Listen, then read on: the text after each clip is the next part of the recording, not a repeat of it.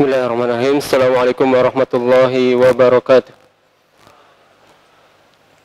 Alhamdulillahi ala ihsanih wa syukru lahu ala taufiqihi wa amtinanih wa ashhadu an la ilaha illallah wahdahu la syarika lah ta'ziman li sya'nih wa ashhadu anna nabiyyana Muhammadan abduhu wa rasuluh ad-da'i ila ridwanih wa ala alihi wa ashabihi wa ikhwanih.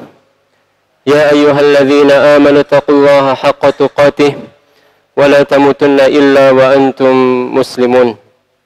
Alhamdulillah, Allah Subhanahu wa taala masih memberikan kesempatan kepada kita untuk melaksanakan suatu ibadah yang sangat agung, yaitu menuntut ilmu syar'i.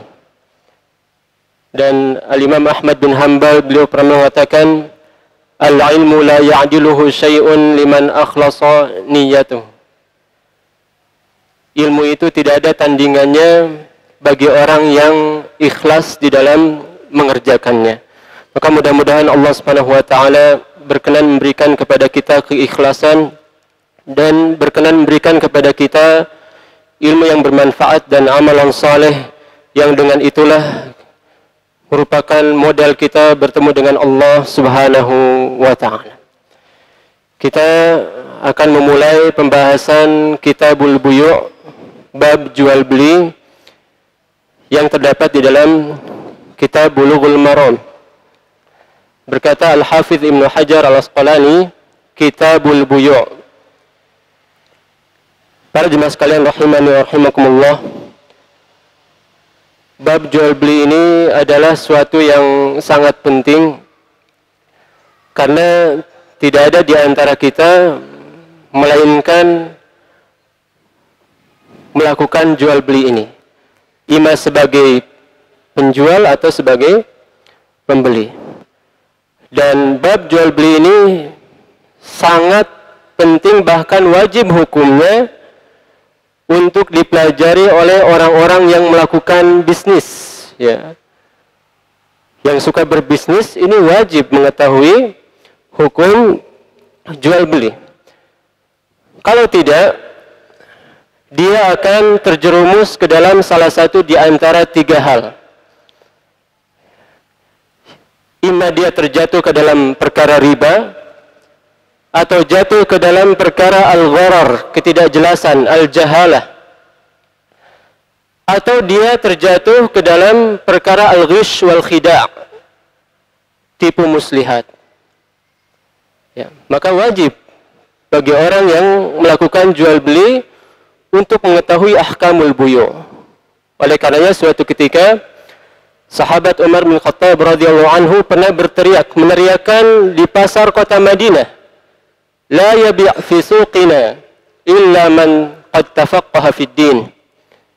Tidak boleh berjualan di pasar kami kecuali orang-orang yang sudah mempelajari ilmu agama. Ya, maka bab al-buyu' ini sangat penting. Dan Al-Hafidz Ibnu Hajar Al-Asqalani meletakkan bab al-muamalat, bab al-buyu' ini setelah pembahasan tentang ibadah. Karena memang orang kalau sudah melaksanakan ibadah, itu dia memerlukan kepada muamalah. Ya. Tidak mungkin orang hidupnya hanya ibadah saja, tidak bermuamalah, tidak mungkin. Bahkan ada sebagian ibadah yang tidak bisa dilakukan dengan sah kecuali jika ada muamalahnya.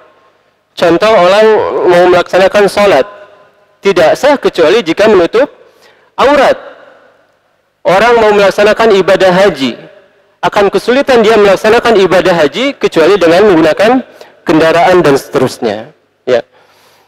Kemudian Al-Hafidz Ibnu Hajar setelah meletakkan al-muamalat di dalam pembahasannya, kemudian beliau melanjutkan kepada bab al-munakahat atau kitabun nikah. Karena memang kalau orang sudah makan minum biasanya timbul syahwat apa? Syahwat menikah. Ya, ketika hajat kebutuhan makan minumnya sudah terpenuhi, maka biasanya timbul keinginan untuk ya menikah. Makanya orang yang belum mampu menikah nih, para syabab, dianjurkan apa?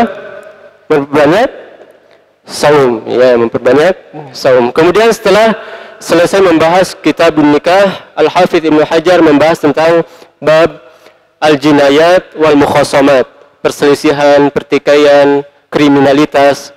Karena memang ya sebagian orang itu untuk meraih kebutuhannya dalam makan dan minuman atau pernikahan itu terkadang mengambil jalan pintas. Makanya syariat perlu meletakkan ya bab-bab yang menjelaskan tentang hukum-hukum peradilan. Dan harus ada di antara kaum muslimin yang mempelajari bab-bab ini secara terperinci. Ya, kalau tidak maka semuanya berdosa. Kitabul Buyu'. Al-Buyu' secara bahasa artinya akhdhu syai'in wa i'ta'u syai'in. Mengambil sesuatu dan menyerahkan sesuatu. Ini al-buyu' secara bahasa. Mengambil sesuatu dan apa? Menyerahkan sesuatu. Ya. Fahuwa mushtaqqun minal ba'. Kata-kata buyu ini terambil dari kata-kata al-ba', ya, batangan ini. Karena memang orang ketika melakukan jual beli biasanya membentangkan tangannya. Ya, oleh karena di antara nama al-buyu juga as-safqah, yang artinya bersalaman. Adapun secara istilah ataupun secara syariat, yang dimaksud dengan buyu adalah mubadalatu malin bimalin liqasdit tamalluk. Pertukaran harta dengan harta dalam rangka untuk saling memiliki. Ya. Pertukaran harta dengan harta dalam rangka untuk saling memiliki. Dan harta di sini sifatnya umum. Bisa beras, bisa buah-buahan, bisa uang, bisa emas. Pertukaran harta dengan harta dalam rangka agar masing-masing yang menjual dan yang membeli itu sama-sama memiliki. Ya, penjual memiliki harta yang dia inginkan dari pembeli itu. Bima yadullu alaihi min saqil aqdil qawliyah. Dan jual beli ini bisa terjadi dengan sighah akad berupa perkataan.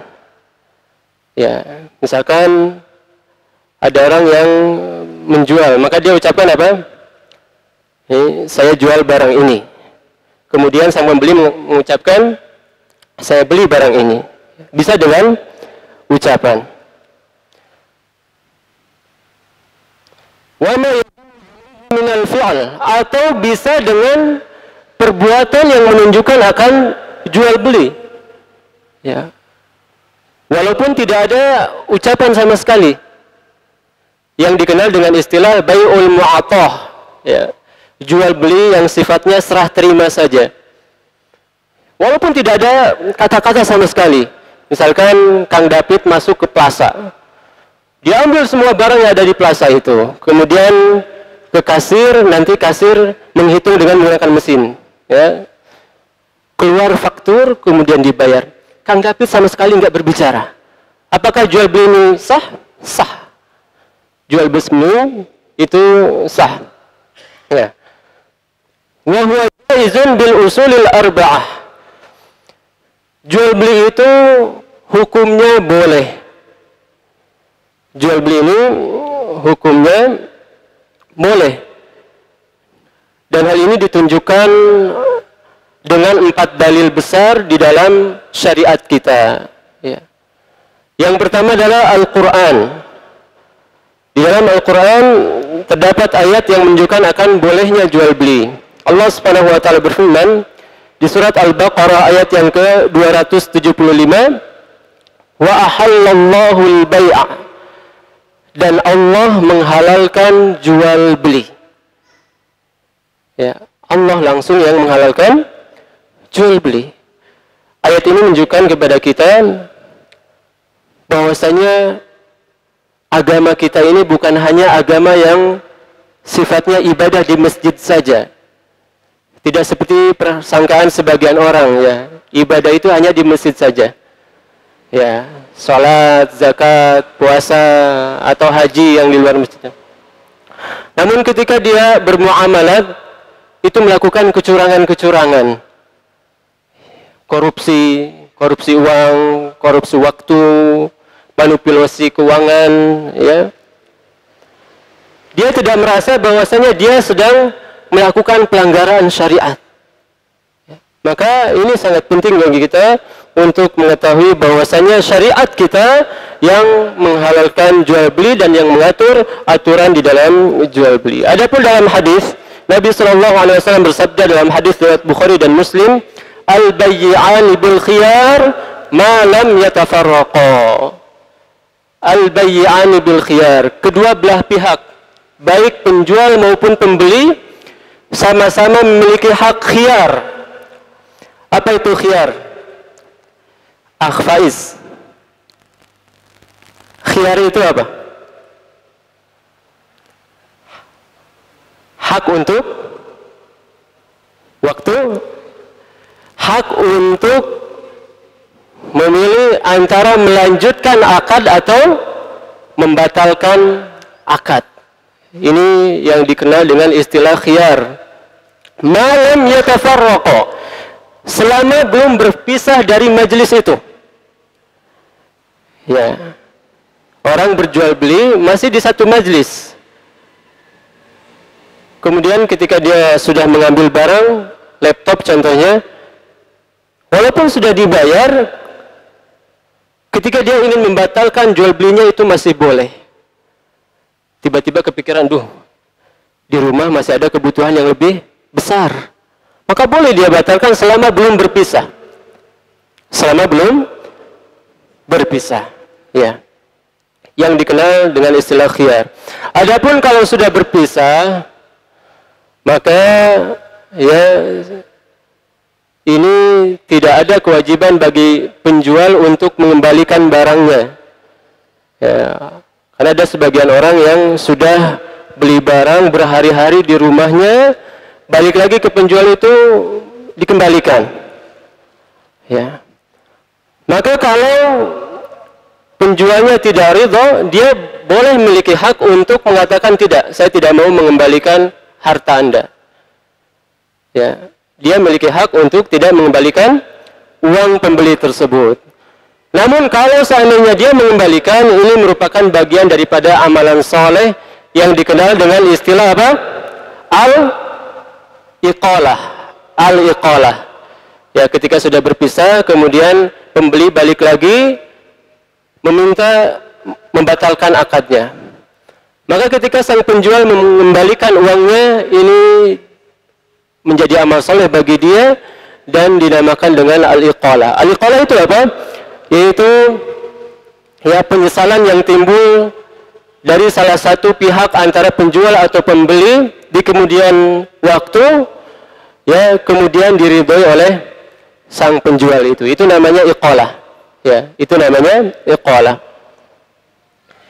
Kemudian dalil yang ketiga yaitu ijma', bersepakat seluruh ulama kaum muslimin bahwasanya jual beli itu diperbolehkan. Dan yang keempat, bahwasanya dalil yang menunjukkan akan diperbolehkannya jual beli yaitu qiyas.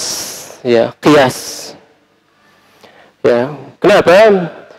Karena kebutuhan menunjukkan kepada kita bahwasanya jual beli ini harus diperbolehkan. Ya, sekarang misalkan Pak Ujang mau beli baju atau mau pakai baju. Kalau nggak ada jual beli berarti Pak Ujang harus apa? Tanam kapas dulu, ya. Kemudian bentuk benang dulu, tenun kain dulu, kemudian dijahit dan seterusnya. Sebelum memakai itu, Pak Ujang harus seperti apa? Harus telanjang? Tidak mungkin. Ya, maka hajat menunjukkan bahwasanya harus ada jual beli. Orang mau makan misalkan, mau makan nasi padang, ya, harus tanam dulu bijinya, ya. Bahkan orang pun nggak ada yang mau memberikan biji secara cuma-cuma, harus dia beli. Ya, maka hajat kebutuhan manusia ini menunjukkan bahwasanya harus ada jual beli. Ya, harus ada jual beli. Kenapa harus ada jual beli? Karena kebutuhan manusia itu berbeda-beda. Ada yang butuh beras, ada yang butuh kentang, ada yang butuh baju, ada yang butuh dan seterusnya. Ya. Apa sigoh yang menunjukkan akan jual beli? Ya. Atau ungkapan yang menunjukkan akan jual beli. Berkata Syekhul Islam Ibnu Taimiyah rahimahullah ta'ala, innahu yan'aqidu bikulli qawlin aw fi'lin addahu an-nas bay'an. Jual beli itu sah dengan apapun bentuk perkataan atau perbuatan yang dikenal oleh manusia sebagai jual beli. Ya.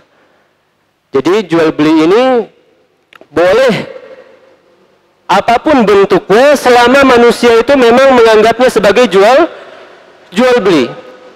Ya. Seperti kita lihat ya, sebagian orang beli tanpa berbicara, hanya menulis saja. Ya. Seperti yang ada di internet sekarang ya, tinggal klik, dia lihat barangnya, kemudian terjadi jual beli. Ya. Atau di zaman sekarang orang tinggal masukkan uang ke alat tertentu, kemudian dia pilih barangnya apa yang mau, kemudian keluar barang itu. Ya, terutama di bandara ya.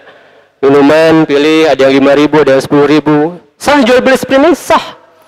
Karena memang manusia menganggapnya ini sebagai jual beli.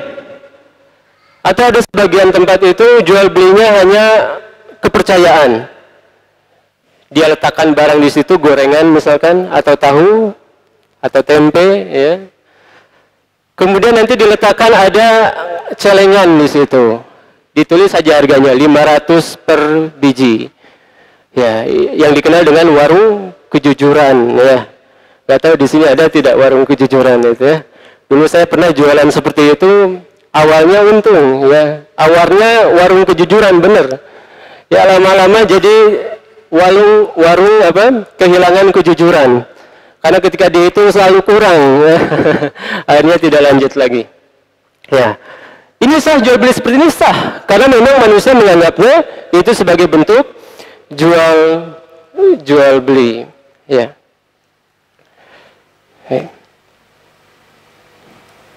Dan pokok yang sangat penting, kaidah yang sangat penting di dalam syariat kita, yang ini merupakan kaidah yang harus kita pahami bersama, bahwasanya al-aslu fil muamalat wal adat al-hil wal ibahah. Al-aslu fil muamalat wal adat al-hil wal ibahah. Hukum asal dari berbagai macam jenis transaksi jual beli dan adat istiadat adalah halal dan boleh. Ya, ini hukum asalnya. Ya. Orang membuat berbagai macam cara jual beli, maka hukum asalnya apa? Boleh. Ya, seperti yang dilakukan di bis-bis di kota ya. Ada orang yang jualannya itu dia maju dari depan bis ke belakang bagikan barangnya, permen, buku-buku kecil, ya, atau senter. Ini kalau orang kampung yang nggak paham, bahaya ini, ya. Baik kali lah orang kota ini bagi-bagi barang, makan saja. Padahal dia nanti balik lagi ke depan untuk menagih uangnya, ya. Apakah jual beli seperti ini sah? Sah.